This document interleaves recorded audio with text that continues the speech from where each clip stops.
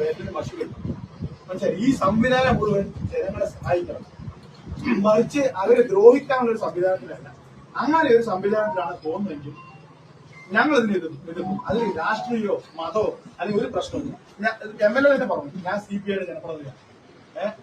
നമ്മളവർ ഒഴിവാക്കി എന്തോ ആയിക്കോട്ടെ, പക്ഷെ ഇപ്പോഴും CPIയുടെ ജനപ്രതിനിധി. ഇദ്ദേഹം കോൺഗ്രസിന്റെ ആളാണ്. എന്റെ കൂടെ സമരം ചേർന്ന കലാവധി മെമ്പർ അനീഷ് ചേർന്ന ചിലർ അവരൊക്കെ കോൺഗ്രസിന്റെ ജനപ്രതിനിധിയാണ്. അപ്പൊ ഞങ്ങൾക്ക് ഒറ്റ ആവശ്യമുള്ളൂ, ജനങ്ങൾക്ക് ന്യായമായിട്ടുള്ള തീരുമാനം. അതിൽ നിന്ന് ഞങ്ങൾക്ക് നേരത്തെ ഉറപ്പ് തന്നാണ്. 21 ദിവസമായിട്ട് ആ ഉറപ്പിന്റെ ഉറപ്പ് പോലെ അവിടെ തന്നെ കിടക്കുന്നുണ്ട്.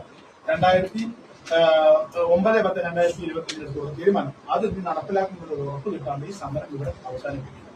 ആരൊക്കെ പോയത് പഞ്ചായത്ത് കമ്മിറ്റി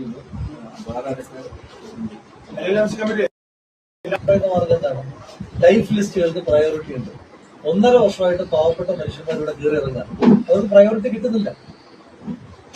ഞാൻ നേരത്തെ സൂചിപ്പിച്ചു, ഇതിനകത്ത് പ്രശ്നം പറഞ്ഞാൽ നിങ്ങൾ ഉദ്യോഗസ്ഥർക്ക് പ്രിവിലേജ് ഉണ്ട്. അപ്പൊ തഹസിൽദാരെ തടഞ്ഞത് കേസാ അല്ലേ? ഞങ്ങളെ ജനങ്ങൾ തടഞ്ഞത് ജനാധിപത്യത്തിന്റെ മനോഹാരിതയാണ്. തമ്മിൽ ഒരുപാട് വ്യത്യാസമുണ്ട്. നിങ്ങളെ തടഞ്ഞപ്പോ കേസെടുക്കും, ഞങ്ങളെ തടയുള്ള അവകാശം ജനങ്ങൾക്ക്. ഞങ്ങൾ ആൻസറബിളാണ്. ഇപ്പോ പാലക്കാട് തഹസിൽദാർക്ക് ഇവിടുന്ന് മാറാം, അടുത്ത സ്ഥലത്തോട്ട് പോകാം, കുഴപ്പമൊന്നുമില്ല. SIക്ക് മാറാം, കൃഷി ഓഫീസർക്ക് മാറാം, വില്ലേജ് ഓഫീസർക്ക് മാറാം. ഞങ്ങൾ ഇവിടെ തന്നെ ഉള്ളവരാണ്. എന്ത് ചെയ്യും? ഞങ്ങൾ ജനങ്ങളോട് പറയണ്ടേ? ഇവിടെ ഉള്ളതിന്റെ മാത്രമല്ല, ജനങ്ങൾ കഷ്ടപ്പെടുക. എല്ലാ നിയമവും ജനങ്ങളെ സഹായിക്കാൻ വേണ്ടിയിട്ടുള്ളത്. ഇവിടുത്തെ സ്പെസിഫിക് കേസുകൾ പറയും. അപ്പൊ നിങ്ങൾ എന്താ പ്രയോറിറ്റൈസ് ചെയ്യാത്ത?